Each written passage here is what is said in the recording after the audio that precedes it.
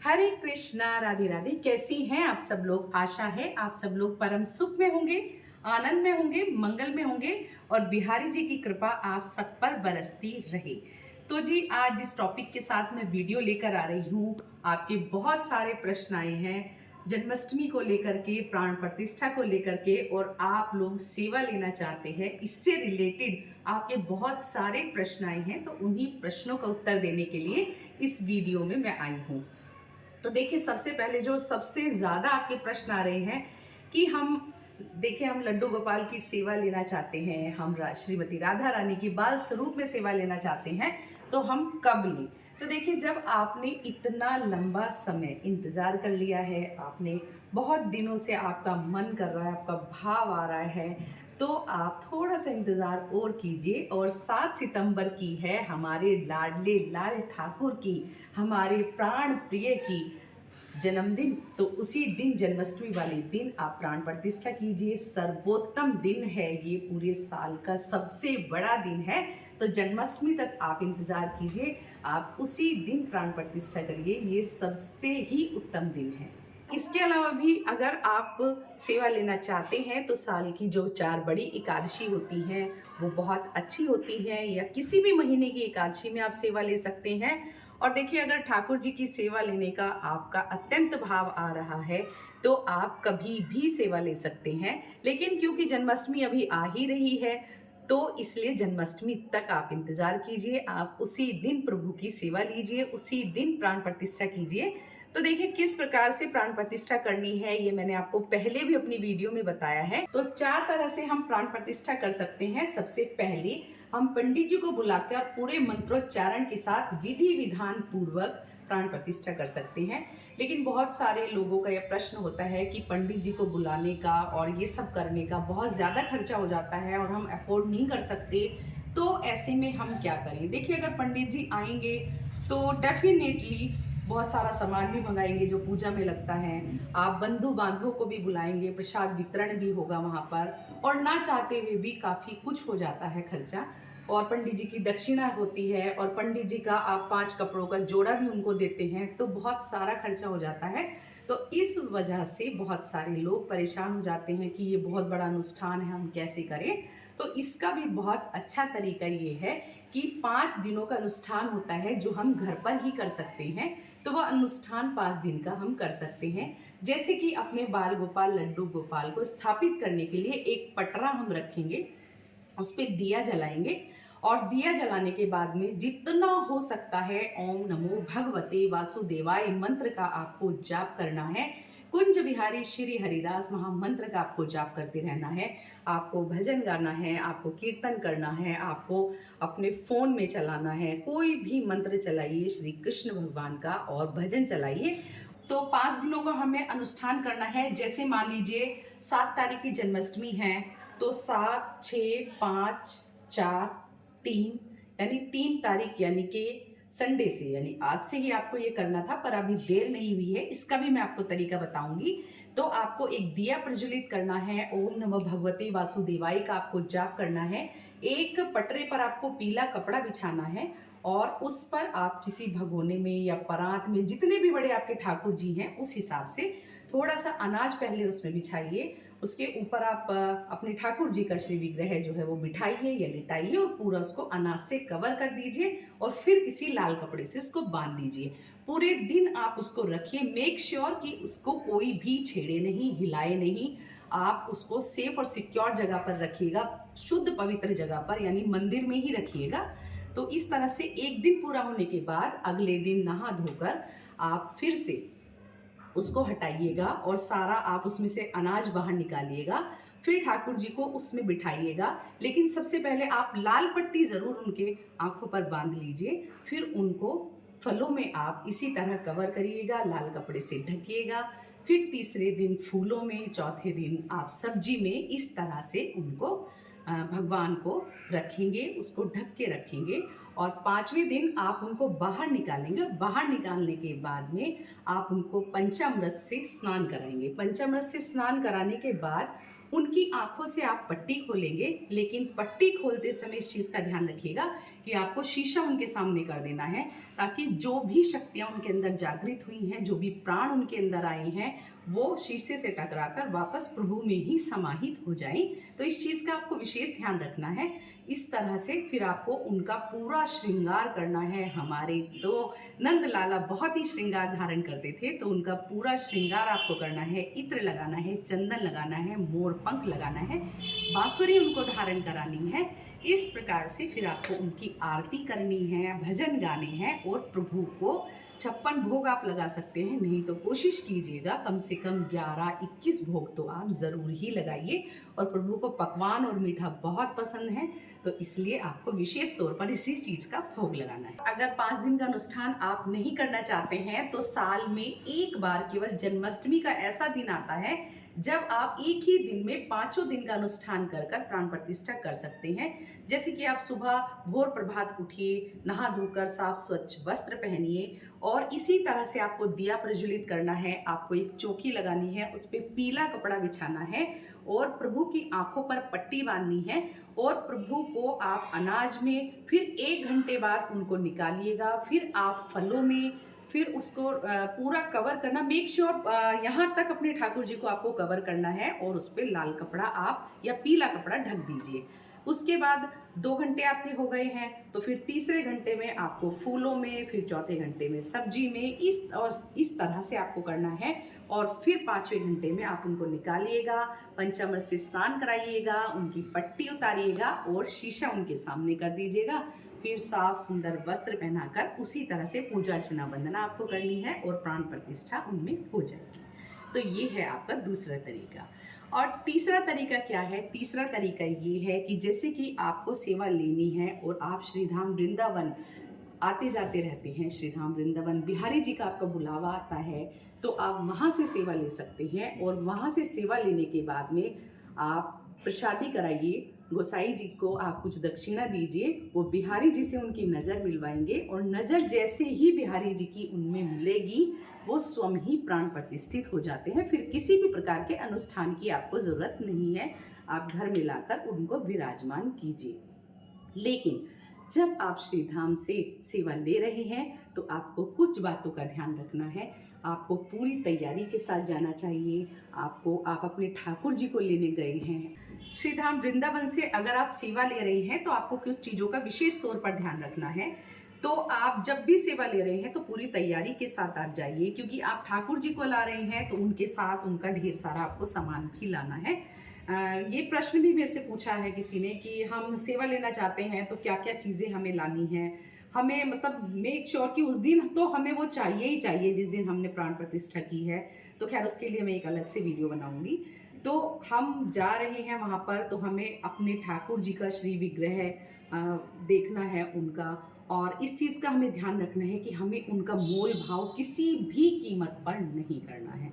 क्योंकि देखिए हमारी कोई औकात नहीं है, हम उनके दास हैं, हम इतने तुच्छ हैं, हमारी कोई औकात नहीं है कि हम उनका मोल भाव कर सकें। हमें ये भी नहीं पूछना होता कि ये कितने के हैं, क्योंकि ये प्रभु का अपमान है। क्या हम उनका मोल लगा सकते हैं? नहीं, क्योंकि हमारे ठाकुर जी अनमोल हैं। तो हमें ये पूछना चाहिए कि इनकी न्योछावर क्या है। हम सिर्फ उनकी न्योछावर दे सकते हैं और हमें मोल भाव बिल्कुल भी नहीं करना चाहिए। और मेक श्योर कि आप अपने ठाकुर लाडले लाल को पूर्ण श्रृंगार करा के ही श्रीधाम वृंदावन बिहारी जी के सामने लेकर जाइए। बहुत सारे लोग उनको निर्वस्त्र ले जाते हैं, तो वो बहुत गलत है। तो वहाँ गोसाई जी भी इस चीज़ के लिए मना करते हैं कि प्रभु की प्रसादी कराने आए हो तो आप पूरे श्रृंगार के साथ में उनको ले जाइए। तो वहाँ पर आप गोसाई जी से उनकी प्रसादी कराइए। जैसे ही नज़र मिलती है उस वैसे ही वो प्राण प्रतिष्ठित हो जाते हैं। उनको बाहर लाइए, अपने सर मस्तक पर उन्हें विराजमान कीजिए, आप बार बार चरण पखारिए और आप उन्हें धन्यवाद कीजिए। हे प्रभु, मुझ दास को आपने सेवा का मौका दिया है, मैं किसी लायक नहीं था, आपने मुझे अपनी सेवा के लिए चुना, इसके लिए आपका बहुत बहुत बहुत धन्यवाद। और फिर बाहर लाकर सबसे पहले आप उनको कुछ मीठा खिलाइए मीठा खिलाने के बाद में वहाँ श्री धाम में बहुत सारी चीज़ें मिल जाती हैं जो वहाँ प्याज लहसुन का कुछ होता नहीं है, तो आप उनको चाट इत्यादि जो है वो लगा सकते हैं भोग वहाँ पर। तो सबसे पहले आप साफ स्वच्छ हाथों से अपने ठाकुर लाडले लाल को भोग लगाइए और उनको पूर्ण शुद्ध सात्विक तरीके से पूरे मान सम्मान के साथ में घर लाइए। जब आप घर लाएंगे तो खूब ढोल नगाड़ों के साथ उनका स्वागत कीजिए, मिठाइयाँ बांटिए और संगीत बजाइए, ढोलक बजाइए और उनकी अपने घर में स्थापना कीजिए। तो ये होता है तीसरा तरीका। अब चौथा तरीका क्या होता है? चौथा तरीका ये होता है कि हम पहले से ही श्री विग्रह की सेवा कर रहे हैं, लेकिन हमने कभी प्राण प्रतिष्ठा उनकी नहीं की। हमें याद ही नहीं है कि कभी किसी ने उनकी प्राण प्रतिष्ठा की थी, लेकिन हम पूर्ण श्रद्धा भक्ति भाव के साथ में उनकी सेवा पूजा अर्चना वंदना कर रहे हैं। तो ऐसी परिस्थिति में हमारी सेवा से वो प्रसन्न होकर स्वयं ही जागृत हो जाते हैं। उनको प्राण प्रतिष्ठा की आवश्यकता नहीं होती है, तो उनमें स्वतः ही प्राण आ जाते हैं आपकी पूजा अर्चना वंदना से। लेकिन आप पूर्ण श्रद्धा भक्ति भाव नियम के साथ में पूजा कीजिए तो वो स्वयं ही जागृत हो जाते हैं। तो इस तरह से मैंने आपको बता दिया है कि 4 तरीके से प्राण प्रतिष्ठा कराई जा सकती है। तो आप अगर सेवा लेना चाहते हैं और प्रभु ने आपको अपनी सेवा के लिए चुना है, आपको भाव आ रहे हैं और आपके मन में इतनी श्रद्धा हो रही है कि हम ठाकुर के बिना नहीं रह पा रहे हैं, तो आप सेवा लेने की तैयारी कर लीजिए और मैंने तरीका आपको बता दिया है। तो आप लोगों ने बहुत सारे प्रश्न पूछे हैं, तो इसी वीडियो में मैं वो प्रश्न भी ले लेती हूँ। देखिए गर्मी बहुत हो रही है और तिलक मेरा बार बार बहे जा रहा है गर्मी में, और फैन में नहीं चला सकती क्योंकि उससे फिर बहुत ज़्यादा आवाज़ आती है, फिर आपको मेरी आवाज़ क्लियर नहीं आएगी। तो प्रश्न ले लेती हूँ मैं। तो किसी मेनपाल सिंह जी का प्रश्न है, बेटा मैं सेवा लेना चाहता हूँ, किस प्रकार लूँ, क्या करूँ, मीन्स प्रोसीजर आप पूछ रहे हैं। आप बहुत अच्छी बात बताते हो, प्लीज़ डिटेल में वीडियो बनाइए। जी हाँ, तो ये वीडियो मैंने आपके लिए ही बनाया है, तो आप इसी तरह से सेवा ले सकते हैं जैसे मैंने आपको बताया है। दूसरा प्रश्न है, आईडी किसी की है, नाम नहीं इसमें। दी मैं आपकी सभी वीडियो देखती हूँ, आप पूरे सच्चे मन से सेवा करती हैं, धन्यवाद। आप मेरी वीडियो को इतनी सराहते हैं। आपको देखकर मेरा भी सेवा लेने का मन कर रहा है, क्या करूं? देखिए अगर आपका सेवा लेने का मन कर रहा है, आपके अंदर भाव आ रहा है, आप ठाकुर जी के प्रति आकर्षित हो रहे हैं, आपको प्रभु सपने में दिखाई दे रहे हैं, आपको लग रहा है अब हम नहीं रह पा रहे हैं, तो सेवा लीजिए ना। आप जल्द से जल्द सेवा लीजिए। और मैं अपने आप को बहुत ही भाग्यशाली मानती हूँ अगर मुझे देखकर एक परिवार को भी ऐसा लगता है कि हमें सेवा लेनी चाहिए। इसका मतलब ये होता है कि जो मैं सनातन का प्रचार कर रही हूँ, वो प्रचार मेरा सार्थक होता है और मैं बिहारी जी के साथ आपको जोड़ रही हूँ, तो मेरा जीवन तो धन्य है। आप ज़रूर से सेवा लीजिए। लेकिन इसमें एक चीज़ और है कि आपको देखकर मेरा मन कर रहा है। तो देखिए देखकर अगर मन कर रहा है यानी आपने प्रेरित होकर किसी से ले ली, क्योंकि ये भी एक प्रश्न मेरे पास आया था किसी ने मुझे पर्सनली बोला था कि आपको देखकर हमारा मन करता है हम भी ले लें, और हमने सेवा ले ली है, बाद में हम उसको निभा नहीं पा रहे। तो देखिए ऐसा मत कीजिए।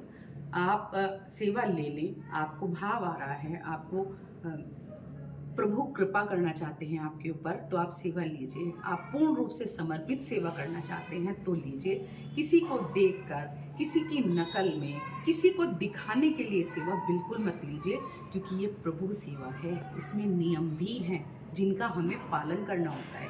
हमें प्रभु को समय से सुलाना होता है, जगाना होता है, नहलाना होता है, उनको 3 टाइम का भोग लगाना है, 3 टाइम दूध देना है, उनकी हमें इत्र सेवा करनी है, उनके सारे त्यौहार हमें मनाने हैं। तो सेवा सेवा है, सेवा खिलवाड़ नहीं है। तो इसलिए मैं हाथ जोड़कर इस वीडियो के माध्यम से आप सभी से प्रार्थना करती हूँ कि इस जन्माष्टमी पर बहुत सारे परिवार ऐसे होंगे जो लड्डू गोपाल लाएंगे, सिर्फ जन्माष्टमी वाले दिन उनको झूले में झुलाएंगे और साल भर के लिए उनको अपने मंदिर में साइड में रख देंगे। तो ये पाप है, ये सेवा नहीं है। ठीक है, तो किसी को देखकर अगर आपको ऐसा लगता है मेरा भी मन कर रहा है, क्योंकि ऐसी हम बहुत घटनाएं देखते हैं कि लोग प्रेरित होकर ले लेते हैं, फिर उनको कहीं मंदिर में छोड़कर आते हैं, कहीं उनको पेड़ के नीचे छोड़ देते हैं, कहीं उनको जमुना जी में छोड़ देते हैं। तो ये चीज़ें आपको पाप ही लगेगा, कोई आपका लाभ इससे नहीं होने वाला। तो अगर जब तक आपके मन में पूर्ण श्रद्धा भक्ति भाव नहीं है तब तक आप सेवा ना लेंगे, मेरी प्रार्थना है आपसे। तो ये किसी सुमन शर्मा जी का क्वेश्चन है। दीदी मैं लड्डू गोपाल की सेवा लेना चाहती हूँ, कब लूँ और प्राण प्रतिष्ठा कैसे करूँ? मैंने जवाब दे दिया है वीडियो में, और आप थोड़ा सा स्क्रॉल किया कीजिए, मेरी पिछले साल की वीडियो भी अपलोड है, उसमें भी मैंने बहुत डिटेल में आपको बताया है। हाँ, मैंने करके नहीं दिखाया आपको, क्योंकि उसमें क्या है ना कि मैं मेरे ठाकुर जी की तो प्राण प्रतिष्ठा हो चुकी है, मेरी श्री जी की भी प्राण प्रतिष्ठा हो चुकी है, और पूरे मंदिर के भगवान की प्राण प्रतिष्ठा मेरी हो चुकी है। अब मैं वीडियो बनाने के लिए किसी भी बाल गोपाल लड्डू गोपाल को लेकर आऊँगी, उन्हें दिखाने के लिए, कि आपको दिखाने के लिए कि इस तरह से प्राण प्रतिष्ठा करिए, तो वो जागृत विग्रह हो जाएंगे और फिर मैं उनकी सेवा भी लूँगी। तो इसलिए मैं आपको ऐसे ही बता देती हूँ कि इस तरह से आप कीजिए, और उम्मीद है आप समझ भी गए होंगे। और आस्था गुप्ता जी का सवाल है, मैया मेरे पास पहले से ही छोटे वाले लड्डू गोपाल हैं, मैं बड़े लाना चाहती हूँ, क्या मैं ला सकती हूँ? जी हाँ, बिल्कुल आप ला सकती हैं। अगर आपको लगता है कि आप छोटे वाले लड्डू गोपाल की सेवा पूरी समर्पित भाव से कर रही हैं, बहुत अच्छे से उनको निभा रही हैं, तो आप बड़े लड्डू गोपाल भी लाइए। आप 1 लाइए, 2 लाइए, 3 लाइए, कोई भी दिक्कत नहीं है। बस प्रभु की सेवा में किसी भी प्रकार का विघ्न ना हो और हमसे गलती से भी कोई गलत काम ना हो, तो इस बात का हमें ध्यान रखना है। ऐसा ना हो कि आप लड्डू गोपाल ले आए फिर आपसे सेवा नहीं हो रही है, तो अपना आप रूटीन देख लीजिए, तो उसी के बेसिस पे आप लेकर आइए। साक्षी ठाकुर जी का सवाल है, मैया जन्माष्टमी कब है? बहुत सारे लोगों ने पूछा ये प्रश्न, मैंने बता दिया है, 7 सितंबर में जन्माष्टमी है। प्रतिभा जी का सवाल है, दीदी क्या मैं जन्माष्टमी पर राधा रानी की सेवा ले सकती हूँ? देखिए, अगर आप मेरी तरह साथ में सेवा लेना चाहती हैं, जैसे मैंने अपने ठाकुर और अपनी श्री जी की सेवा एक साथ ली थी, जन्माष्टमी पर ही मैं इनका जन्मदिन मना रही हूँ, और इस बार इनका 3रा जन्मदिन मैं मना रही हूँ, तो आप भी साथ में ले सकती हैं, कोई दिक्कत नहीं है। और अगर आप थोड़ा रुक कर सेवा लेना चाहती हैं तो आप राधा अष्टमी पर सेवा ले सकती हैं। तो राधा अष्टमी पर ही हमारे श्री जी का जन्मदिन होता है, और श्रीधाम बरसाना में बहुत भव्य उत्सव होता है उस दिन, और उनका जन्मदिन होता है। तो जिस दिन हम सेवा लेते हैं सेम उसी दिन हमें अगले साल उनका जन्मदिन मनाना होता है। तो राधा अष्टमी पर आप सेवा ले लीजिए, वो 23 सितंबर की है 2023 में। तो आप सेवा ले सकते हैं, और उनकी सेवा भी आपको इसी प्रकार करनी है जैसे आपको बाल गोपाल लड्डू गोपाल की सेवा करनी है, और इसी तरह से आपको उनकी प्राण प्रतिष्ठा भी करनी है। लेकिन मेक श्योर कि आप उनको किस रिश्ते से ला रहे हैं, इस चीज़ का आपको ध्यान रखना है। आपने ठाकुर जी को किस रूप में रख रहे हैं, उसी रूप में आपको उनको ही रखना है। जैसे आपने पुत्र रूप में सेवा ली है तो वो आपकी पुत्र वधू के रूप में आप लाएंगे, आपने भाई रूप में सेवा ली है तो वो भाभी रूप में आएंगी। तो इस चीज़ का आपको ध्यान रखना है कि आप किस रूप में उनको ला रहे हैं। वरुण धामा जी का सवाल है, क्या वृंदावन से ही सेवा लेनी जरूरी है? जी नहीं, बिल्कुल नहीं, ऐसा ज़रूरी नहीं है। देखिए, मैंने सेवा वृंदावन से ली थी क्योंकि मेरी बहुत ही ज़्यादा आसक्ति बिहारी जी में है। मैं श्रीधाम वृंदावन जाती रहती हूँ। हाँ, मेरे से किसी ने ये भी पूछा है प्रश्न कि अपनी भक्ति का सफ़र, इस बार आप एक वीडियो बनाइए कि आपने कैसे सेवा ली, कैसे आप प्रेरित हुए, कैसे बिहारी जी ने आपको चुना अपनी सेवा के लिए। तो ज़रूर से जब समय मिलेगा मैं इस पे वीडियो बनाऊंगी, आपके साथ शेयर करूंगी, अपना अनुभव मैं शेयर करूंगी कि कैसे मैंने श्रीधाम वृंदावन जाना शुरू किया। वहाँ बिहारी जी में मेरी इतनी आसक्ति हुई कि हर महीने मेरा बुलावा आ जाता था। कैसे बिहारी जी के सामने मैंने अश्रुधारा बहाई, और कैसे ठाकुर जी ने मुझे सेवा दी, श्रीमती राधा रानी ने मुझे सेवा दी, उसके बाद मैंने जाके सेवा ली है। ऐसा नहीं है कि मैं पहली बार ही वृंदावन गई और वहाँ से सेवा लेकर मैं आ गई, नहीं, ऐसा नहीं हुआ। मैं सबसे पहले बिहारी जी के दर्शन के लिए गई थी, बिहारी जी ने मुझे बुलाया था और कृपा हुई उनकी, तो सेवा ले ली मैंने। तो श्रीधाम वृंदावन से ही आप सेवा लें ये ज़रूरी नहीं है, आप अपने आसपास अपने घर में किसी भी ठाकुर जी की दुकान पर जाइए। अब तो बहुत दुकानें हैं, ठाकुर जी के बहुत सामान मिलते हैं, वहाँ से ले लीजिए। बस आपको एक चीज़ का ध्यान रखना है कि जो भी श्री विग्रह आप चुन रहे हैं उसकी क्वालिटी बहुत अच्छी होनी चाहिए। देखिए, श्रीधाम में भी जैसे ही आप कुंज गली में एंट्री करते हैं तो वहाँ पर छोटी छोटी ठेलियों पर इतने सारे गोपाल जी रखे रहते हैं, आपको बहुत सस्ते भी वो मिल जाएंगे, उनकी न्योछावर भी कम होती है। तो लेकिन आपको क्या करना है, आपको क्वालिटी देखनी है। आपकी जितनी अच्छी क्वालिटी होगी उतनी ही आपकी ठाकुर जी चमचमाएंगे, क्योंकि धातु के होते हैं। हाँ, वहाँ पर श्री जी की जो सेवा है वो आपको सिर्फ अष्टधातु में ही मिलेगी, वहाँ पर पीतल के श्री जी नहीं मिलती हैं आपको। और ठाकुर जी आपको पीतल के भी मिलते हैं, अष्टधातु के भी मिलते हैं, बस अष्टधातु का वजन बहुत ज़्यादा होता है। और पीतल में किलो के हिसाब से आपको मिलते हैं, आपका जो भी साइज़ होगा।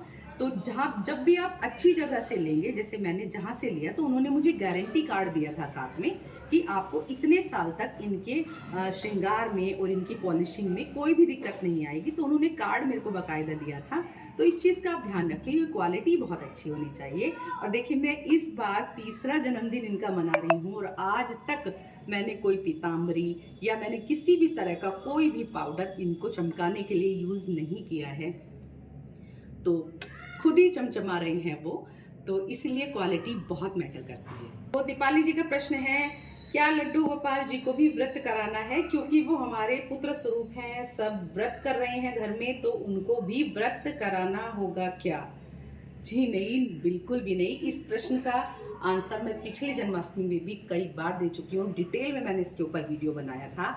मैं डिस्क्रिप्शन में आपको लिंक दे दूंगी, वहाँ से आप देख सकते हैं। देखिए, ठाकुर जी को किसी भी प्रकार का कोई भी व्रत नहीं कराना। देखिए, व्रत क्या होता है? व्रत होता है हम सांसारिक लोगों के लिए, हमसे जाने अनजाने में अगर कोई भूल हो जाती है तो उसके पश्चाताप के लिए, अपने इस जन्मों के करे हुए जाने अनजाने हम गलतियों की क्षमा याचना के लिए और मोक्ष की प्राप्ति के लिए व्रत करते हैं।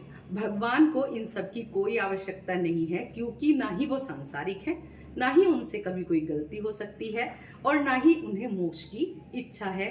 वो हमें मोक्ष देने वाले हैं, परमपिता परमात्मा है। और लड्डू गोपाल, आप कभी मत भूलिएगा, वो श्री हरि नारायण का बाल स्वरूप है हमारे घर में, जिन्होंने बाल रूप में आकर हमें सेवा का मौका दिया है। वो देख रहे हैं सब कुछ कि हम क्या कर रहे हैं उनके लिए, और हम अपने कंफर्ट जोन में जाकर कि हमारे घर में सबका व्रत है तो हम उनका भी व्रत करा दें। जी नहीं, ऐसा बिल्कुल नहीं करना है। हाँ, आप उनको इसी प्रकार से जैसे आप रोज़ सेवा करते हैं, जैसे आप रोज़ भोग लगाते हैं, उसी प्रकार आप भोग लगाइएगा, नमक का भोग लगाइएगा। ऐसा नहीं कि आपने ड्राई फ्रूट खाया और आपने फल खाया और आपने दूध पिया और आपने चाय पिया और बस आपने ठाकुर जी को भोग लगा दिया कि जी हमने तो लगा दिया। जी नहीं, उनकी प्रॉपर सेवा होगी जैसे कि आप रोज करते हैं। तो एक प्रश्न और आया है, ये आइडिया किसी की, ठाकुर जी को झूला कब तक झुलाना है? देखिए, ठाकुर जी को आप जन्माष्टमी वाले दिन झूला झुलाएंगे और उसके बाद 6 दिन बाद उनकी छठी आएगी, तो छठी तक आप रोज़ झूला झुलाएंगे। छठी वाले दिन आप झूला झुलाएंगे, तो 6 दिन तो आपको झूला झुलाना ही है। इसके अलावा तो बहुत सारे लोग मंदिर में ही झूला रखते हैं, दिन में एक बार उनको बिठाते हैं और झुलाते हैं। तो आप देख लीजिए आपके पास कितना स्पेस है, आप रेगुलर झूला रख सकते हैं या नहीं रख सकते हैं। नहीं तो 6 दिन तो आपको झूला झुलाना ही है। तो यही सारे प्रश्न थे, मैंने कवर कर लिए हैं आपके। देखिए, सेवा आप ले रहे हैं, बहुत अच्छी बात है, और बहुत सारे लोग मुझे मैसेज करते हैं। मुझे बहुत खुशी होती है ये सुनकर, जब आप कहते हैं कि हम आपसे प्रेरित होते हैं, हमें आपसे बहुत कुछ सीखने को मिलता है, आपकी बातें हमारे लिए यूज़फुल होती हैं, हम फॉलो भी करते हैं आपकी चीज़ों को। हम इसी प्रकार से मानते हैं, जैसे नवरात्रि में मैंने दिन के हिसाब से पोशाक पहनाई थी, वो भी मुझे बहुत लोगों ने पर्सनली बताया कि हमने भी ऐसे ही किया। राधा अष्टमी पर कैसे करा, तो जैसे सबके पास श्री जी की सेवा नहीं है तो श्री जी नहीं है तो कैसे करें, मोहिनी एकादशी पर कैसे किया, और श्रृंगार आपको बहुत अच्छा लगता है, टिप्स हम मेरी बहुत अच्छी लगती हैं जो मैं आपको देती हूँ। इन सब चीज़ों के लिए आपका तहे दिल से धन्यवाद। मैं सबके मैसेज भी पढ़ती हूँ। हाँ, हर किसी का आंसर करना पॉसिबल नहीं होता है, क्योंकि बिज़ी भी रहती हूँ, आपको सबको पता है, मैं जॉब में भी हूँ, तो जैसे भी समय मिलता है मैं आपके लिए वीडियो ज़रूर बनाती हूँ। तो आप लोग इतनी सराहना करते हैं उसके लिए धन्यवाद। और मुझे देखकर अगर आप कुछ सीख पा रहे हैं तो मेरे लिए परम सौभाग्य की बात है। और मुझे देखकर अगर एक परिवार ने भी सेवा ली है तो ये कृपा है मेरे श्यामा श्याम की कि मैं आपको कुछ सिखा पा रही हूँ। लेकिन मैं आपसे फिर से हाथ जोड़कर प्रार्थना करती हूँ कि प्यारे श्याम भक्तों, अगर आप सिर्फ झूला झुलाने के लिए उनको ला रहे हैं, तो एक दिन के लिए आप उन्हें लाइए मत, उनका अपमान मत कीजिए। आप पहले, इसीलिए बोला जाता है कि पहले हमारे शास्त्रों में वर्णित है, सबसे पहले हमें चित्रपट की सेवा लेनी होती है। मतलब 1 साल हमें चित्रपट की सेवा लेनी होती है, क्योंकि उस 1 साल में हर तरह की परिस्थिति से हम गुजर जाते हैं। हमें बाहर भी जाना होता है, हमें तबीयत भी खराब हो जाती है, हमारे घर में भी किसी को तबीयत खराब हो सकती है, पीरियड्स हमें हो सकता है, घर अकेला भी हम छोड़ सकते हैं। तो बहुत सारी चीज़ें हो जाती हैं, तो हमें समझ में आ जाता है कि क्या हम सेवा निभा पा रहे हैं या नहीं निभा पा रहे हैं। तो अगर हम निभा पा रहे हैं तो हमें फिर ठाकुर जी की सेवा लेनी चाहिए, और अगर हम नहीं निभा पा रहे हैं तो चित्रपट को वापस मंदिर में रखकर हम प्रणाम करें। जैसे सुबह शाम हम जोत बत्ती करते हैं, उसी प्रकार हम कर लेते हैं, करनी चाहिए। तो इससे हमें समझ में आ जाता है हम सेवा ले सकते हैं या नहीं। लेकिन अगर आपका भाव है, आपको बहुत ही प्रभु की तरफ आप आकर्षित हो रहे हैं, आपका बहुत ज़्यादा ही मन हो रहा है, तो बहुत अच्छी बात है, भगवान आपको प्रेरित कर रहे हैं, आप सेवा ज़रूर लीजिए। लेकिन भगवान की सेवा में पूर्ण सात्विकता का आप ध्यान रखिएगा, उनकी शुद्धता का आप ध्यान रखिएगा। तो इन्हीं चीज़ों का आप ध्यान रखिएगा। ज़्यादा से ज़्यादा मैंने क्वेश्चन भी कवर कर लिए हैं और बहुत सारी आपको जानकारी भी दे दी है। अगर फिर भी कोई प्रश्न होता है तो आप मुझे कमेंट बॉक्स में लिख सकते हैं। अगर वीडियो मेरी पसंद आई है तो ज़रूर से लाइक कमेंट शेयर कीजिएगा। चैनल में नए हैं तो चैनल को सब्सक्राइब कीजिएगा। जय श्री राधे।